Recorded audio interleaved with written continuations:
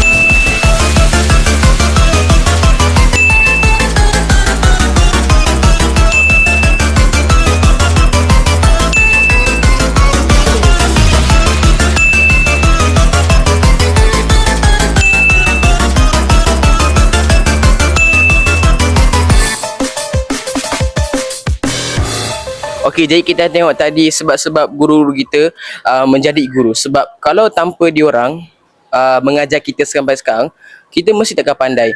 Dan juga ilmu yang mereka berikan sangatlah bermanfaat bagi menyampaikan ilmu-ilmu kepada kita. Jadi, selamat Hari Guru kepada semua guru warga SCS SMK Matriks SCS Melaka. Bye-bye. Assalamualaikum.